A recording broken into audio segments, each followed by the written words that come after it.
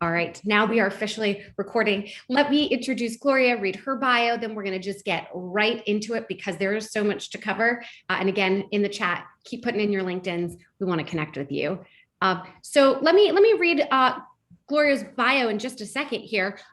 Take the lead. Take the lead. She is the founder, the co-founder and president.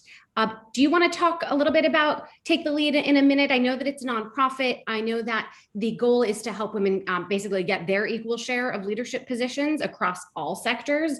You have a big event coming up April 15th, correct? So tell us a little bit, Gloria, about Take the Lead, and then we'll get into your career path and some advice that you have. Okay, all right. So Take the Lead's mission is to prepare, develop, inspire, and propel all women of all diversities and intersectionalities to take their fair and equal share of leadership positions across every sector by 2025.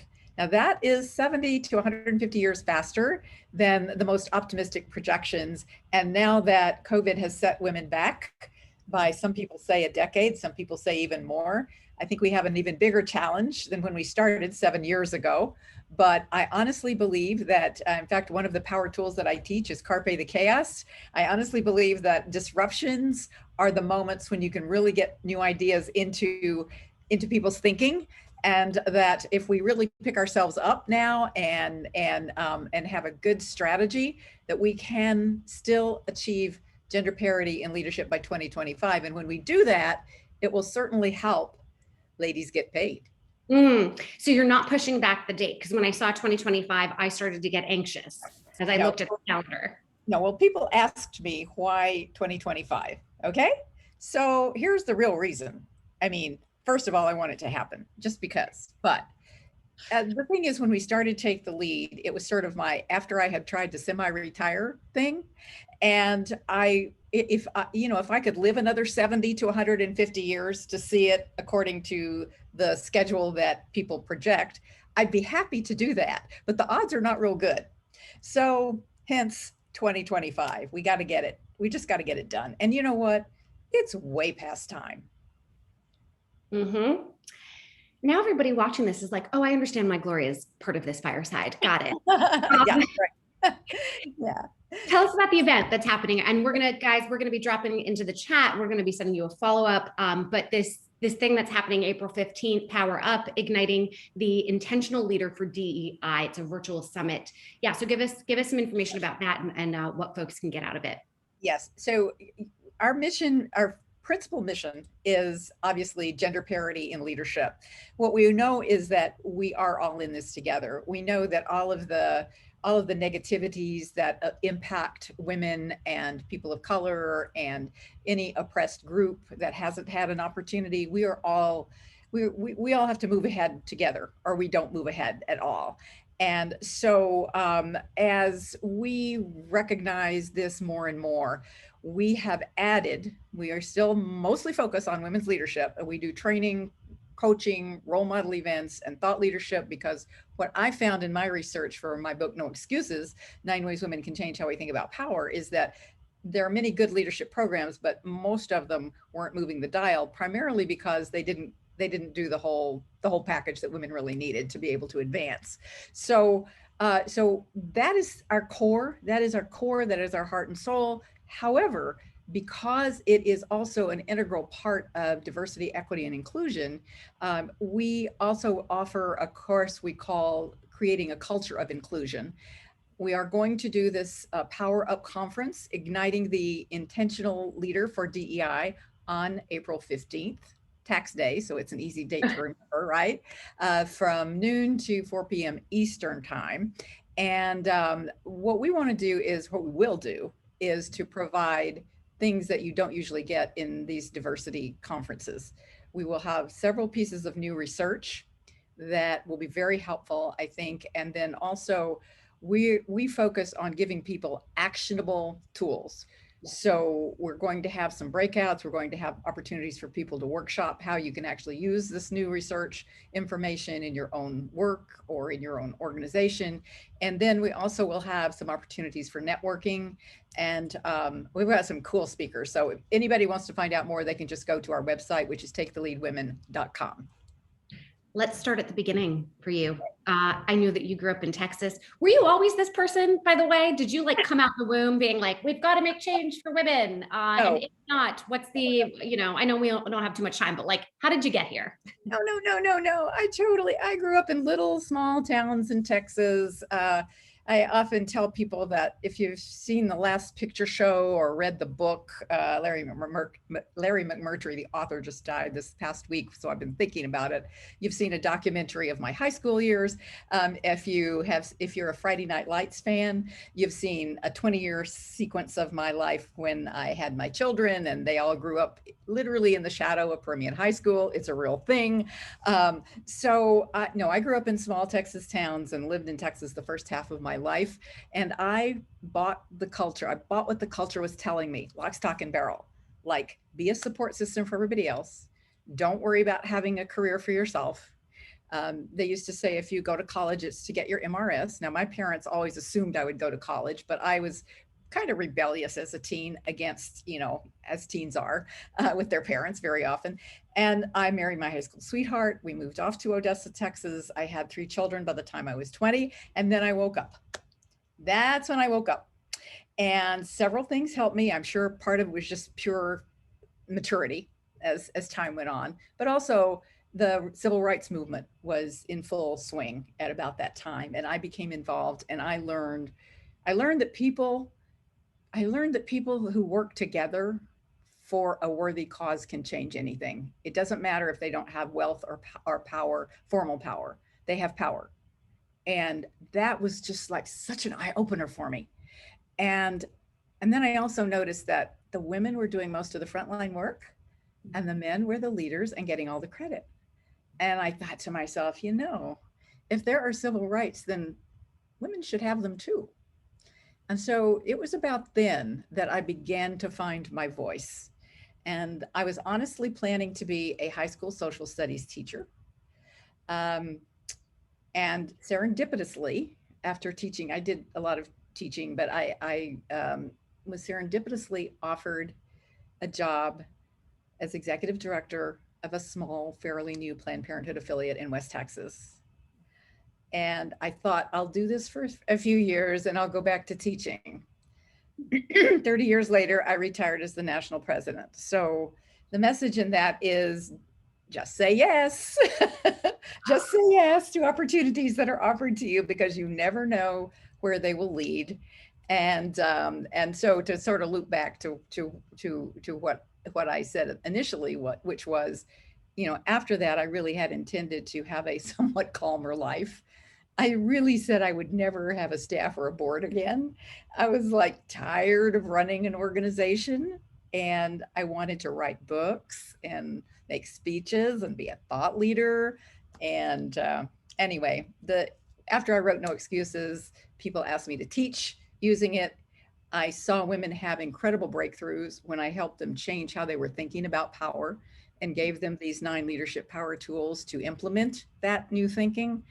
And I was pretty quickly, that was all I just had. As soon as I saw that, I was ready to jump in and say, okay, I could do a lot by myself, but ultimately you have to have an organization, just like you did, Claire. You have to have an organization to actually make major change.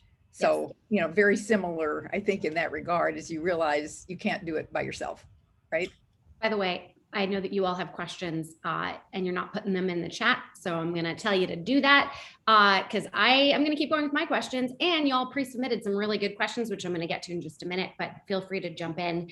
Wow. Okay. That was a lot. Obviously, many questions of how do you navigate from that first position at Planned Parenthood all the way up. I know that could be an entire fireside. I'm going to ask you about that in just 1 minute, but you did say you saw a change in how women were thinking about power, or you were getting them to kind of make that change. How were they thinking about power when you first started hearing from many women? And then what were some of the breakthroughs, or if you have a particular story that you can tell from working with women? Well, the narrative of history, which has mostly been written by men until recent decades, has been about fighting and wars. Yeah. That's been the narrative of history.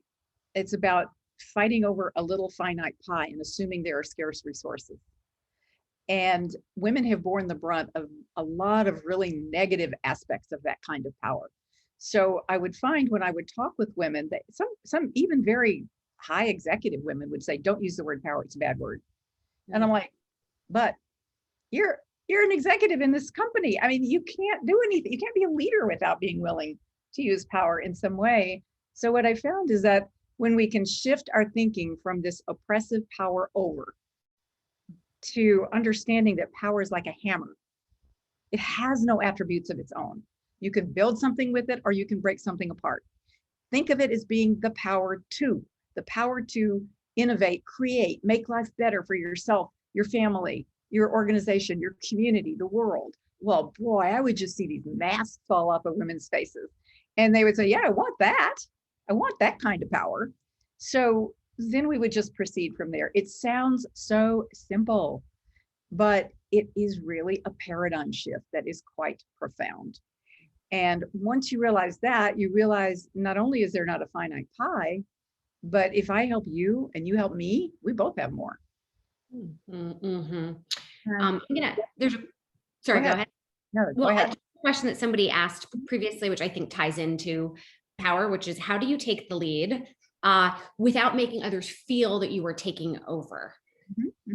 So I think the way to do that is to think of it all as crafting a story, crafting a narrative.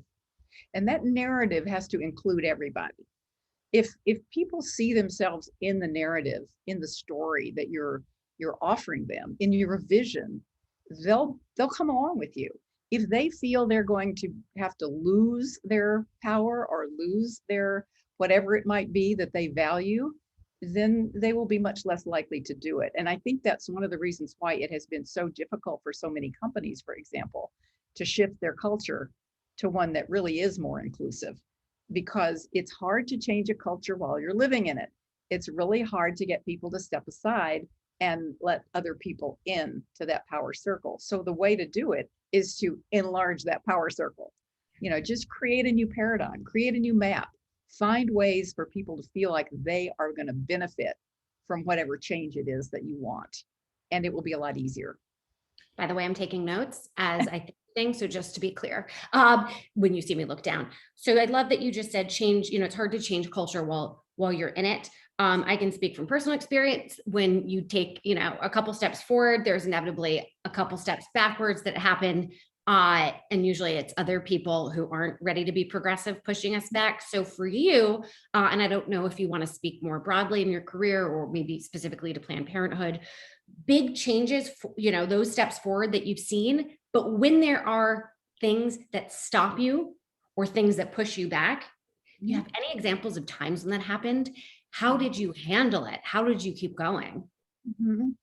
There are so many. It's hard for me to just hit upon one to give you an example, but one that often comes up for me is the one that really taught me the value of taking the energy of controversy, the energy of chaos, and taking it into myself and using it to propel forward the ideas that I wanted to have propel forward. An example that I will give you is a political example. When a very draconian anti-choice ballot initiative was proposed in Arizona, many of our donors, they called this meeting together and they were terrified. I mean, they were terrified. They just assumed that we would lose this ballot initiative. They just assumed that. And I don't know what it was inside of me that made me take that and say, oh no, this will be the best thing that ever happened to us. And it was, because it enabled us, that controversy enabled us to get people's attention. It enabled us to deliver our message at a time when people were listening to it. It enabled us to actually get lots more supporters, donors. People come to your aid when they feel that you are being treated unfairly. And this was those moments. So it's recognizing the whole of what's happening. And if there is something that is, a bump in the road, a controversy or not, if you can just stop for a minute and think about it and take that energy, assume that you're like filling yourself up with it and figure out how it can help you move forward your ideas, whether it's a new business idea or a political idea or whatever it is. It's the same thing. And actually, one of the things that I learned in my post-Planned Parenthood life is how similar the dynamics are in business, in social action, in politics. The dynamics are very much the same. So you can use these techniques no matter what you're doing. I don't know if you knew this about us, but we were actually sued for gender discrimination by a group of men's rights activists. A lot longer. If anybody's interested in learning more, we made a whole website about it, ladiesgetsued.com. And we took that. It's how I got a book deal, how we raised money. We did crowdfunding. I mean, it was, to your point, it's energy, and it's up to you how you want to use that energy. Yeah. So absolutely. But you just said similar dynamics, okay, across, a lot of these different spaces that we can be in. I forget the first part of what you said, but I did write down similar dynamics. Do you remember could you tell us what those dynamics are? It was just related to, what I was the example I gave you was from a political or social activist example, but the same things hold true. If you think about it in a company, if you don't have the opportunity to really bat ideas together, you have no innovation. If you have no diversity of ideas, if you don't have disagreements, if people are unwilling to talk about something, you will not have the kind of innovation and the ability to meet your marketplace that you really need to have. And so often, I think particularly in the business world, you're counseled to be quiet and not to talk about certain things that would be controversial, not to let people know what your values are. And yet I believe the best leaders wear the shirt, I call it. What is it you believe so strongly that you'd put on your shirt for all people to see? And the really, if you think about who are the leaders in history that you value the most, they're probably going to be people who had a strong sense of their own values, and they let you know what they were, and they weren't afraid of controversy, and they weren't afraid to stand up for something. How do you get your voice heard when you're maybe more junior, or you feel like you don't have the power?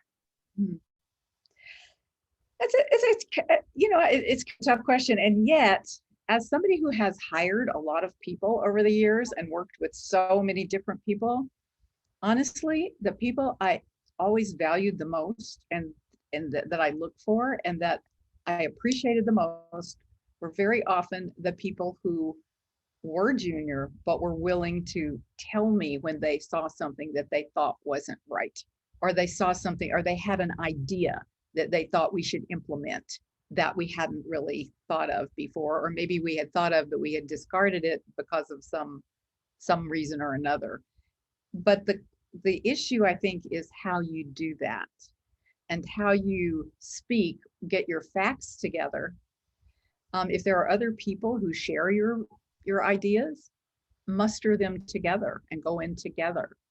That's a great way for, I think, junior people to assume leadership, basically, and make their ideas known. But it's do it without rancor. Do it with just a very straightforward. Hey, listen, I observed this. Here are some facts. Here's what I think. Here's what I can see.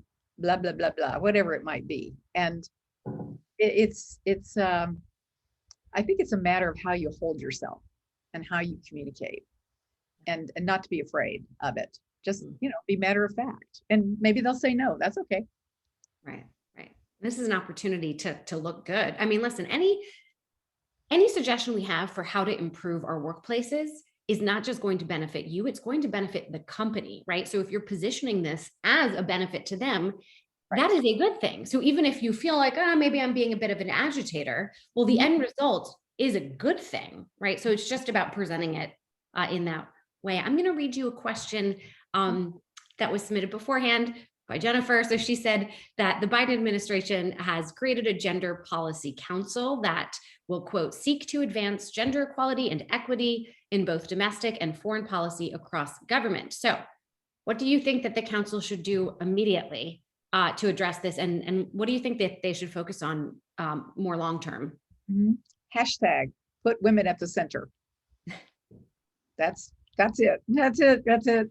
Okay, so it's a cross-cutting, or I guess organization isn't the right word for it, but I mean, the idea is that it's supposed to, I believe, if I understand it correctly, to cut across all the different units of government and different parts of the administration and get them working together. Honestly, I have some concerns that will make them a little bit toothless.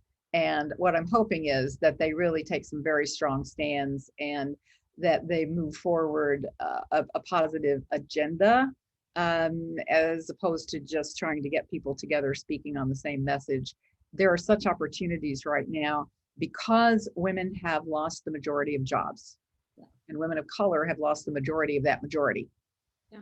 This is an incredible moment when the administration really needs to be going full bore to make sure that women are able to come back into the workforce. And that means policies that some of which are already in the recovery package right now, such as child care credits and things like that. That's really important. And my hope is that because it will be in that package, people will get used to it and will expect that the US will enter the rest of the developed world, because we're pretty much the only country that doesn't have things like supports for childcare, longer parental leave for both men and women, and things like that. I think that the pandemic has also shown that flexible work hours are perfectly fine. Perfectly fine. We don't have to be in the office all the time from 9 to 5. It's, we can be really productive this way. So I think that if the Biden administration's newly constituted women's initiative will look at all those things and be very proactive about it, and really engage people in helping to move it forward, because it's going to have to be their voice, and it's going to have to be mobilizing the voices of the rest of us to make sure that it happens, then it can have a huge impact. I hope it doesn't end up being just rhetoric. Mm-hmm. Yeah. For those of us on this Zoom, what can we do you think, as some next steps to support, whether it's this council or, just from a policy standpoint, where should we be putting our energy? Oh, well, there are a few things I always recommend people do. Number one, understand that the next election always starts the day after the previous election. Mm-hmm. So don't wait to pay attention to what's going on until November of 2022. Be engaged right now.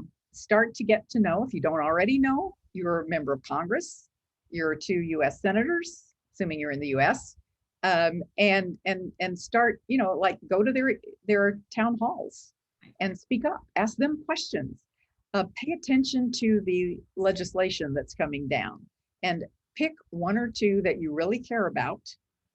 And every day, write a letter to somebody, an email, write an email to somebody, one of your members of Congress, and write letters to the editor, because they read those, they take those as measures of the opinion of their constituents. So they read their local letters to the editor, right? You don't have to get a letter to the editor of the New York Times. Get a letter in your local hometown paper. That's what they really care about. And support them if you can support them with writing a check every once in a while. Believe me, that gets noticed too. Mm-hmm. So those are the kinds of things. And if you blog, if you post on social media, say positive things about things that they do that you think are positive. And don't forget, don't hesitate to call them on things that they didn't do. If they took a vote that you didn't approve of, say so, and say it publicly. And I will tell you something else about that. When you use your voice, you give other people courage to use their voices. So what you do is more than what you do. Oh, I love that. What you do is more than what you do. Question that somebody submitted is, are there any changes that should or could be made to the workplace to empower a feminist-led work model? So this person suggested sort of different working hours, change schedules, or any to specifically empower women. Before you actually answer that question, I want to focus on this word, empower women. I think you don't like that, and I'm not calling out this person who submitted the question. It's fantastic, and that's why I'm asking it. But did I read correctly that you don't like the word empower women? And if so, I better watch my words because I think I say that. So tell me why you love it. Yeah, it's not about liking the word or disliking it. What it is about what I've found in my research for No Excuses is that women actually have the power. It's that we haven't been using it to the full extent that we could. So what I try to do is help women just even know the power they already have. Mm-hmm. For example, the business case is clear that companies with more women in their leadership make more money. The talent pool is clear. Women have been earning 57% of the college degrees now for several decades. So in an economy that is based on brains and knowledge and not brawn, that is critically important to understand the power that we have, the power of that education. We buy 85% of the consumer goods and products that are sold. So when it comes to, the value of your money, holy moly, we could design every consumer product out there if we passed our strength and insisted that things were done the way we thought they should be done. So, we really have that power. And I think we have the power of timing right now also. And let's not forget, we have the power of justice. We have, to have the high moral ground is a good thing. We have that. It's only fair for every human being to have the equal chance to realize their gifts and give their gifts to this world. Right. So any change, let's go back to the first part of the question. Are there any changes? Well, I moved.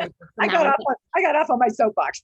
No, good. Be on the soapbox, this on the Zoom box, whatever this is. So yeah, any changes should be made to the workplace, the workplace model, and I guess give us some good news about the pandemic, if there is any. Well, let's think about it for a second. The structures that we work in right now were designed for men by men who had women at home and doing the work of the home and children, right? Well, there aren't many families like that anymore, and there aren't, it's just not functional anymore in today's world. So let's re-envision. What if women had designed the workplace? What would be different? What would we want to have different? Is having babies anything new in this world? I don't think so. I think we would have figured out a long time ago how to enable people to have a family life, both men and women, and to have their work life. So that's where I would start. And the second thing I would say, and by the way, yes, the pandemic has taught us that we can have a lot more flexibility and that it's really okay. It works out just fine. The second thing I would say is that what's really great right now is there's this huge explosion of women entrepreneurs starting businesses. Yeah. Now, the way to really make massive change is to start your own business, create the culture you want, and think big. Think big. Grow a business that is big enough to be an example for others. And ultimately, that's what we're going to need to do, because we have to do actually all of it. We have to stay in the game. We have to stay in the corporate game. We have to stay in there, because if we don't, those old line companies will never change. But meanwhile, we can be our own and setting examples by starting our own businesses. And that's just one of the most incredibly exciting things that's happening right now. I mean, I think if you look at, for example, Bumble, that just became the first, I can't even remember the value. It was too astronomical. I couldn't even count the numbers. But Whitney Wolfe Herd, made several statements that really resonated with me. Number one, I'm delighted to be the first woman who has done this, but my responsibility is to make sure there are others who move into it. Kamala Harris said something very similar. I may be the first, but I'm definitely not going to be the last woman in the vice presidential seat, hopefully the presidential seat before too long. So that's, I think the most important thing is to keep moving forward, do it intentionally, and understand that, what you do really does help the next woman along. Even if she just sees you, you know, just being able to see a woman, just being able to see you, Claire, see that you had this, you saw something that was unjust, and you created a way to help women not be treated in that unjust way. Right. Now, you've been able to build a whole organization around it. You've written a book. Look at what you've done. So, yes. I know. I'm just like, it's like my new, you know, the way my stuffed animal was when I was little. I just sort of carry it around with me. I admire you. I always forget to even have my book around. I'm like, yeah, right. But so I admire you for doing that and having it right behind you like that. Yeah. This is a perfect segue to go into me. But before I do that, since you mentioned the book, tell us about the book. I know that there's 9 tools in it. I don't know if you want to mention them, Sure. But things that people should know about the book. Well, so I wrote No Excuses. It was published like 10 years ago, but everything in it is still almost up to date. There are very few things that are not still, you know, some of the data has changed. The good news is when I wrote it, women were at 18% of the top leadership positions. Now they are at approximately 25%. So okay. I believe it will be much faster to double, frankly, from 25 to 50 than it was to just go incrementally from 0 to 25. Even though we've gone back, even with the lack of progress now that's happened in the past year? I think even though I think we're going to have to do some double up on some of the work, but I think because so many men, particularly fathers, have now seen they've had to be part of teaching their kids too. Mm-hmm. And you know, they have seen a lot of things that make them, and they may be the ones who are running the companies, but now they have a better, clearer idea of why every organization needs to make it more possible for people to have a life and make a living at the same time. So I really think this. I have a lot of optimism, and I am basically an optimistic person. So I may go overboard, but I'd rather be in that category than the other side of it. So I know you had a question at the beginning of that. What did I just miss? If there are 9 tools, I mean, everybody's going to run out. The nine tools. Okay, thank you. Yes. So the 9 leadership power tools break down into 3 buckets. The first bucket is the self-definitional power tools, because great leaders know themselves really well. And those are know your history, use what you've got, and define your own terms first before somebody else defines you. The second bucket is the counterintuitive power tools, which we've talked about some of. They're the things your mother told you not to do, like embrace controversy, carpe the chaos, and wear the shirt of your convictions publicly. And then the third bucket is the change leadership power tools. So that's create a movement, which doesn't mean carrying a picket sign. It means how you mobilize people around you to get something done. And employ every medium, because we are all media, we, even if it's nothing more than our own voice and our body language and all of that. And then the last one is tell your story, because your story is your power and your truth. So do I get to ask you your story now, Claire? Let's do it. We're doing time, right? I can't believe I know.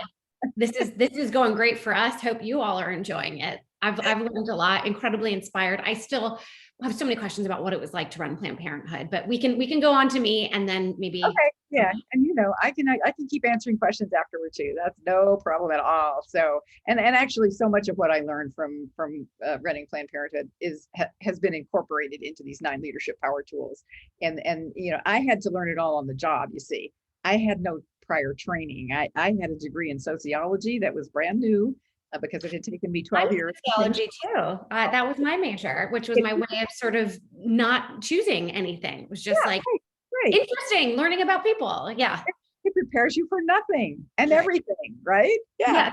So I had never run an organization. I had to learn it all on the job. So a lot of what I have a lot of what I teach women about leadership really comes from those experiences. So, but what really inspires me is to be able to see younger women like you doing the kinds of things that you're doing.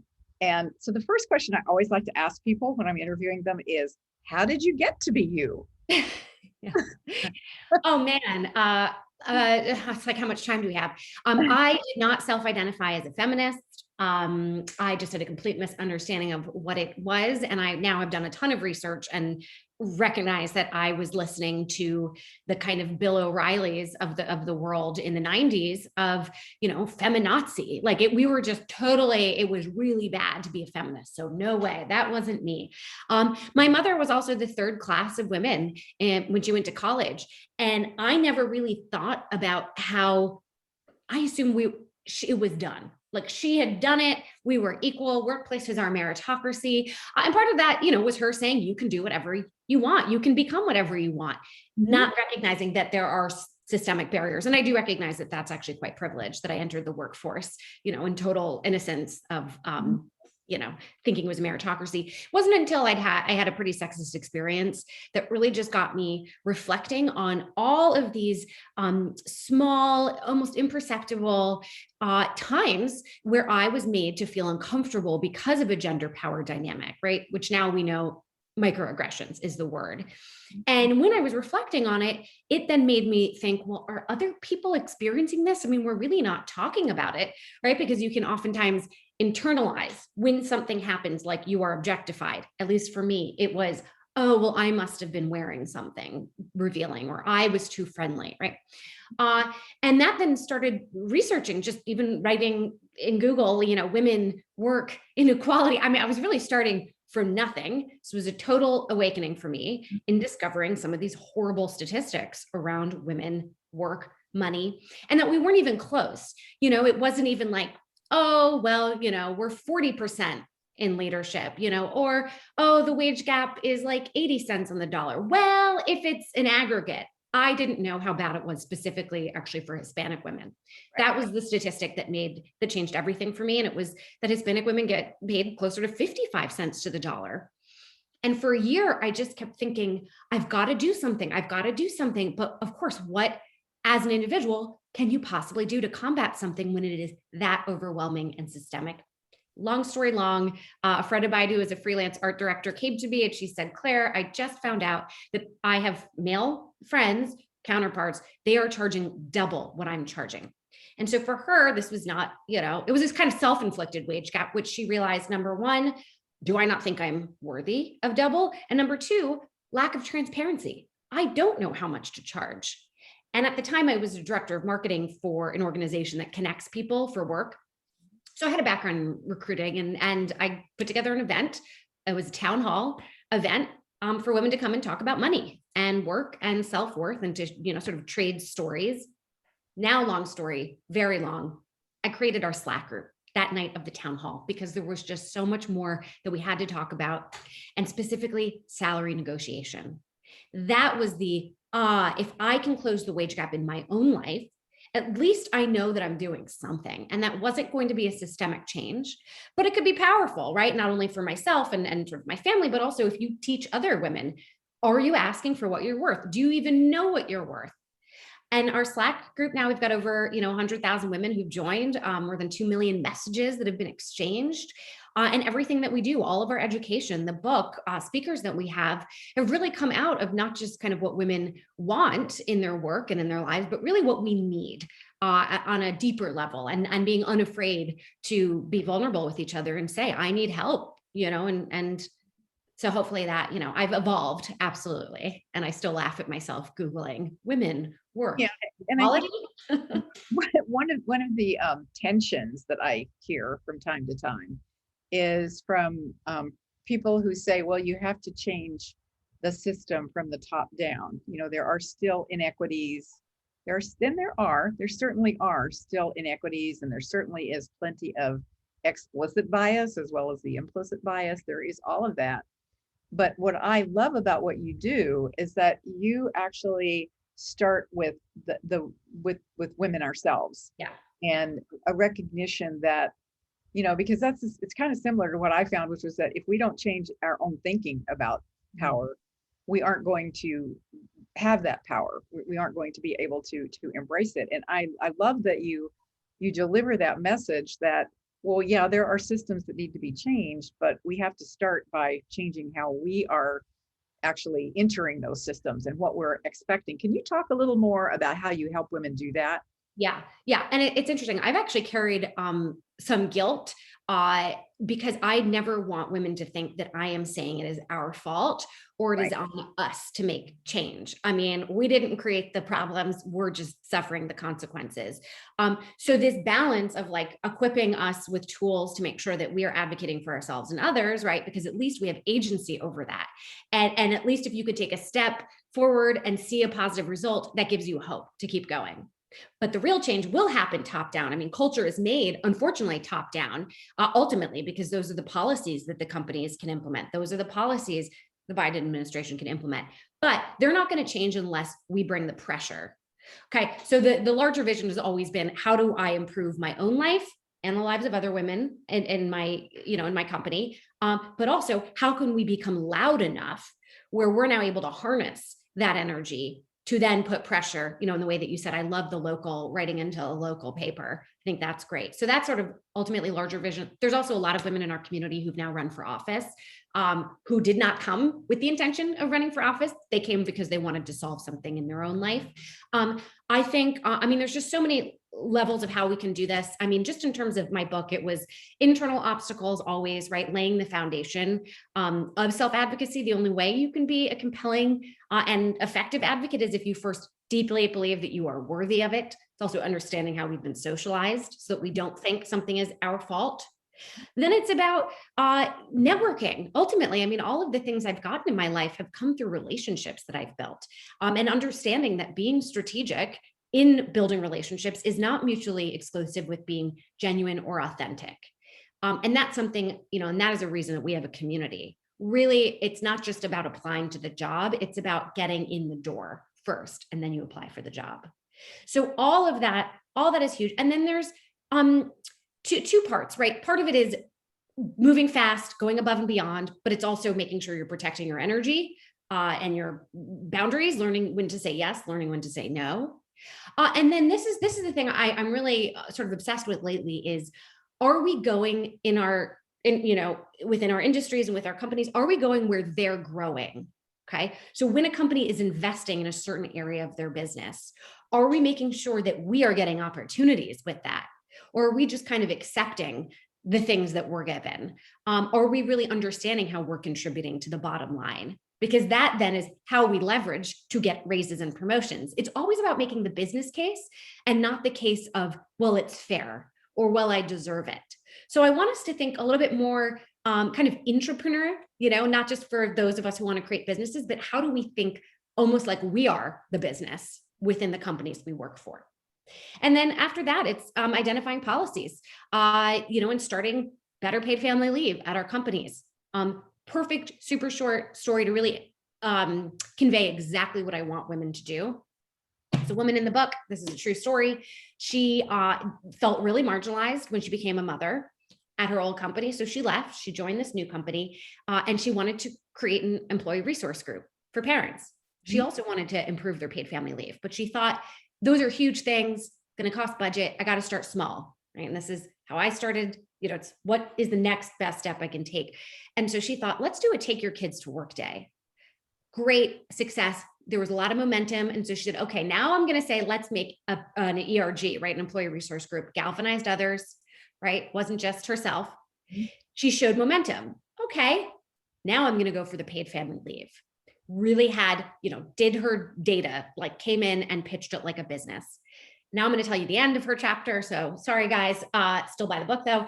At the end of it is, yes, she not only improved the paid family leave, they extended it to like bereavement and other things. The competitor company, and let's just say it's a large ride sharing company, they then implemented it because they saw that it was a way to find great talent, keep people. This is the best part of the whole story. It's not even the change that she made for everybody.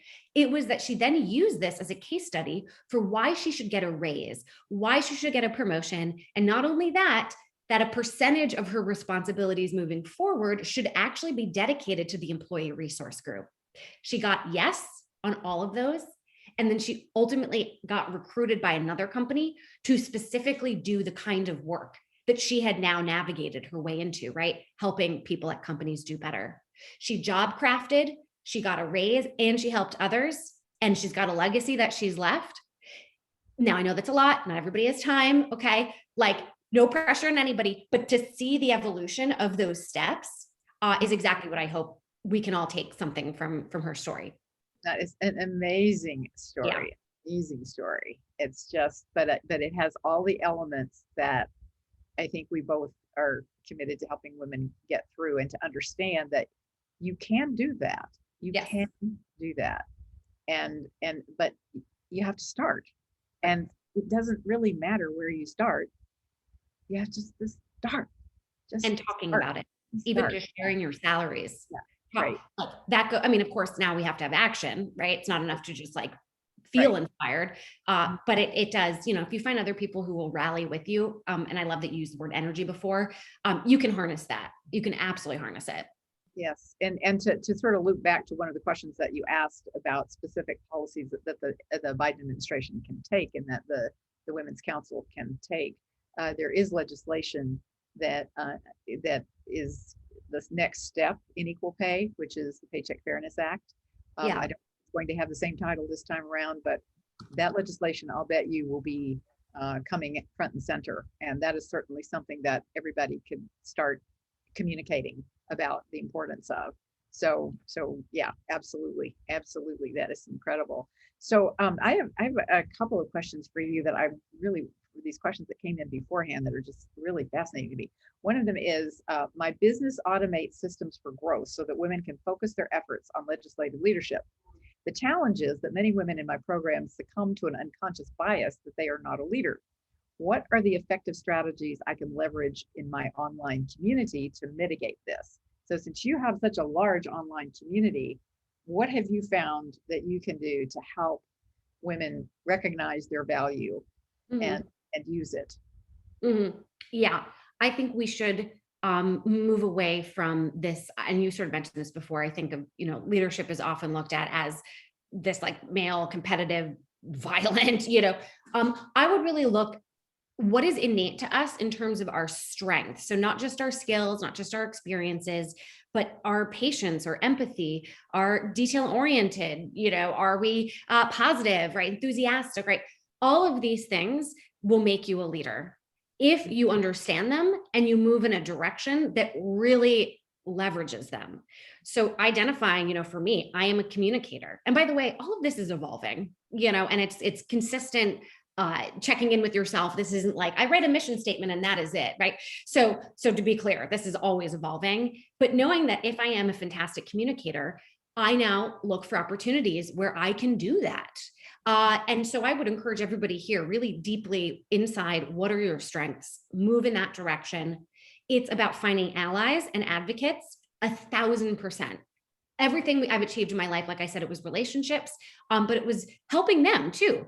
Showing other people support, asking how you can support them, but also being unafraid. If you have a question, right, you're not being a burden if you've also offered to help. So I would say finding advocates and allies, identifying your strengths and moving in a direction that really utilizes them. And then third, and I sort of mentioned this before, right? Like the internal obstacles, any kind of imposter syndrome or perfectionism, the negative self-talk. There's lots of things you can do. It's in the book, but the one thing to always gut check yourself with is, would a mediocre white man think this or feel this? And if it makes you laugh, then you probably know that's, maybe channel some of his confidence. You only have one life, we don't have it. Life is too short.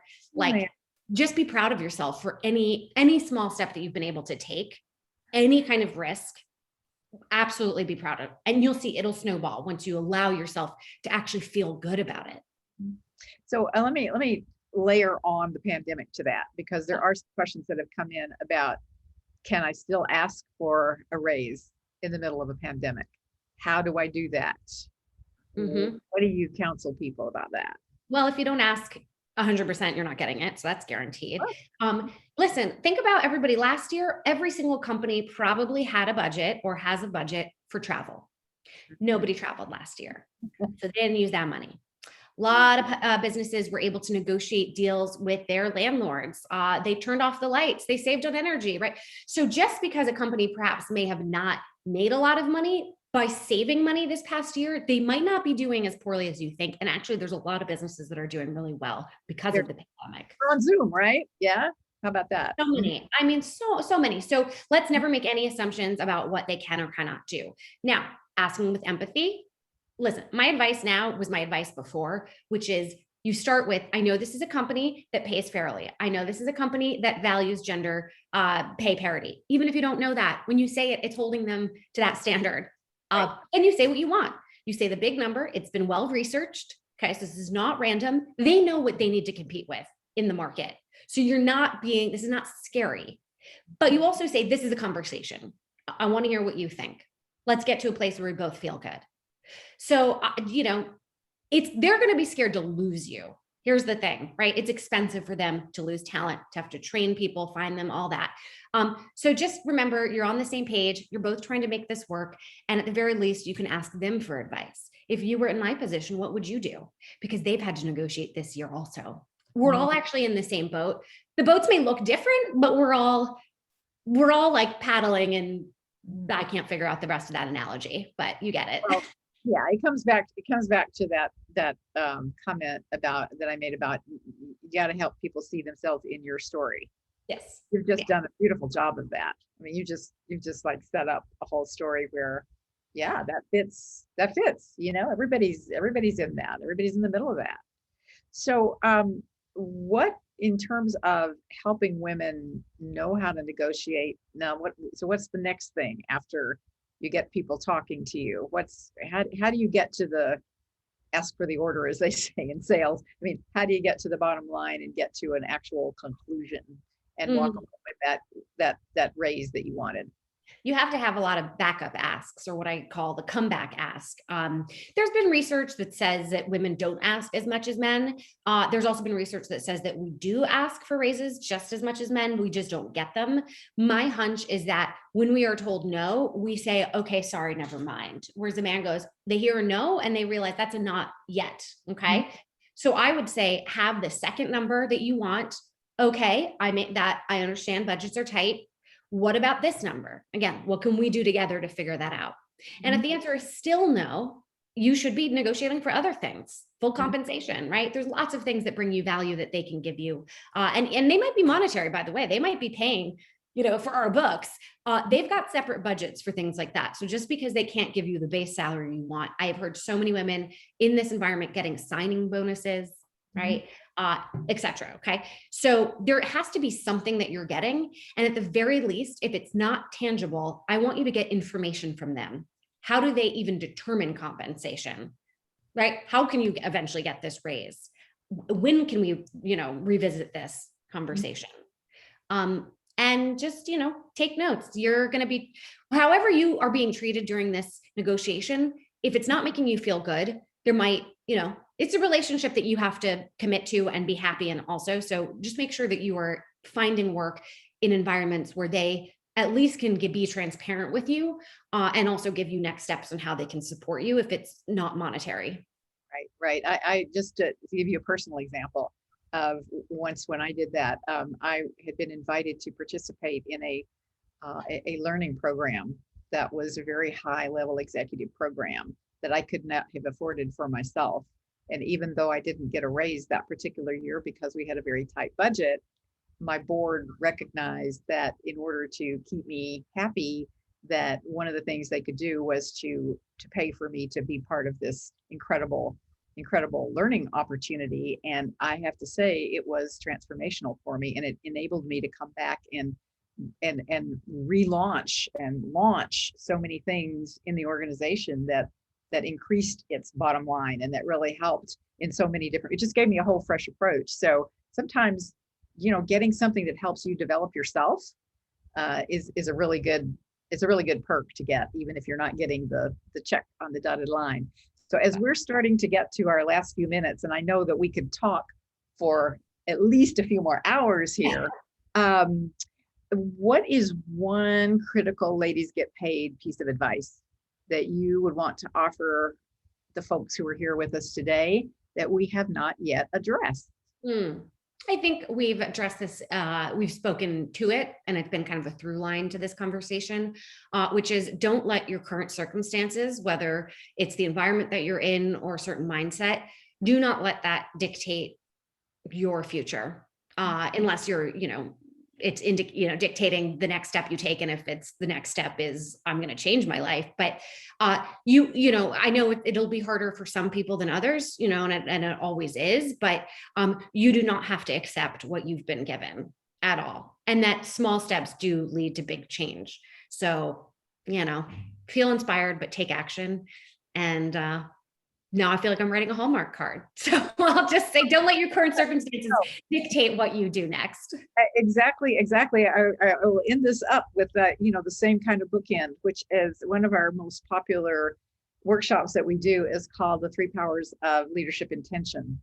And those are vision, courage, and action. But if you don't do the action, the other 2 really don't count. And sometimes you have to take the action before you get the courage. But if you it doesn't matter how much you hope and dream and wish, it's that action, that execution that actually enables you to take that step forward. And even if it's imperfect, even if it doesn't get you exactly where you wanted to go, it will get you further than where you would have been if you hadn't taken that step. So I think we're on the hour. I don't know if you have a way of particularly deciding how you like to close out, but I sure want to say thank you. Yes. Quick thing. So if you have a couple more minutes, I see that there are questions that have been submitted. They did get submitted while I was speaking, so I'll just jump in and answer them. And if you want to add your 2 cents, please. So just quickly, do any tips for someone job searching during the pandemic, specifically in the nonprofit industry? Jacqueline, I have something great for you. I want you to go to our Ladies Get Paid YouTube channel. And I think you'll see a video, at least one video there. If not more. Best piece of advice I can give you about job searching is think about who in your network is very well networked themselves. They may know somebody who can help you, or they may know somebody who knows somebody. I'd also cold email. I mean, I have a whole template in my book about how to do this, but go find companies that are just interesting to you, that you're curious about, and go email somebody in a department that you would want to be in, not the HR person, not the recruiter. You're not, this is about getting in the door. Remember, before you apply, start there. Then we have, how do you take the conversation to find out what you should be paid? I would love everybody here to cold email men, white men, who are in positions that you are either in or would like to be in. Tell them I sent you, and tell them and say, I know a lot of men want to know how to be allies. If you share your salary with me or ballpark, that is doing a huge service to me. And if you have any suggestions on how you negotiate it, I'd love to hear it. Okay. Go do that. You could also contextualize all this, by the way. Having these conversations, just call out the elephant in the room, right? This is awkward to talk about, but if we don't do it, we're all potentially underpaid. Gloria, did you want to jump in? I can add to that also that it used to be kind of hard to find out what people are getting paid. It's not hard anymore. It may not be that easy to find out how people in your particular company are being paid, but you can easily find through websites like payscale.com and others, you can easily find out what the going rate is for your particular job with your particular experience and education. So you can get a lot of baseline data that way. And I really encourage people to do that kind of research first, or while they're doing the other that you suggested. Yes, and that'll make people feel more comfortable to share. If you say first, this is the research that I did. Am I off base, right? Or what's the ballpark that you make, and have those backup asks, right? So it's not one golden number. I mean, you'll start with one, but what are maybe some other numbers you can find within that range? Benita asked, what advice do you have for minority women who do have same opportunities in the workplace or get paid more? I'm assuming you're asking like how to get the same opportunities and get paid more. That's where you really, really need to find advocates, sponsors, and be proactive. Where somebody, developing relationships where they can then go to bat for you. It's being very aware of the opportunities that your manager is giving. There's just research that says, and this is so funny, it's called glamour work, and Gloria probably knows all about this, where men tend to get those opportunities where they now have visibility to the clients or to, influential people at the company. They get opportunities that they can sort of put on their resume, where women, and particularly women of color, are doing a little bit more of the supportive roles on the team, kind of the admin roles. And then it becomes harder to really demonstrate your leadership. So pay attention to those opportunities, how they're given, and if you can at least create an opportunity where you shine. that's, one way to have agency again in the systemic crap that we're in. But yeah, what do you think, Claire? Yeah, well, I would also just add to that, I agree with everything you said, but I would also add to that two things. One is to go back to the notion that relationships are everything, and to spend a lot of time making sure that you are communicating with everybody at every level of the organization. Let them all know who you are. Let them, make yourself known. Make yourself known. There's an exercise that I give people that's very simple, but it is based on that premise that the world turns on human connections. And particularly when you're in a group that hasn't always had the opportunity to have those connections as a matter of the privilege with which you were born, it's doubly important. And the way you do this is you take a piece of paper, you just draw a bunch of circles on it, and the circle in the middle is the person who can have the most impact on your career trajectory. And then you figure out where you are in relation to that person. And then you fill in a whole bunch of other little circles around that circle so that you can see where the connections are. Who does that person listen to? Who does that person have coffee with? How long has it been since you actually sat down with that person and said, I'd like to ask your advice about something. Sometimes you have to identify who are the people with the influence, but you quickly see where are the relationships that I need to nurture in order to help me move into that next position that I want, or just to help me get noticed so that I will be in the mix the next time there's an opportunity. So that's the one thing. The second thing I'm going to say is, for women of color, this is your moment. Take it, use it. Every company is dying to get you into their workforce and to move you into leadership. Don't let past negative experiences hold you back. Don't let feelings of not having the worth to be ready for it hold you back. Men will see a job, and if they have one thing that they can do, they'll apply for it. We women, we always think we need to know how to do everything on the job description. And I think that's probably particularly true for women of color. You see something where you can, you feel like it's the right fit for you, go for it. Go for it. You may not get it, but again, you'll get further than if you hadn't at all. And I have had the personal experience in the last couple of months of having young women that I have mentored, young women of color who I have mentored along the way, both coming to me feeling guilty that they were offered big corporate jobs, and they've been in the nonprofit world, and they are very social justice oriented, and they felt guilty that they might be leaving their social justice passion and going into the corporate jobs that pay them like 5 times as much.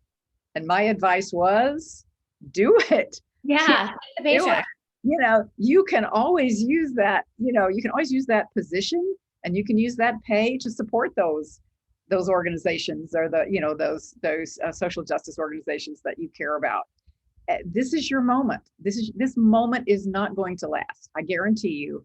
Moments don't last. People have to take these moments. You have to recognize them, and you have to take them when they're there. And this is a moment, I think, when it's a moment of opportunity. So I really hope that, and I think for women in general, but particularly for women of color right now, go for it. You're the best educated cohort in the whole country. Yes. You have everything you need. Go do it. And the fastest growing entrepreneurial group in the country as well.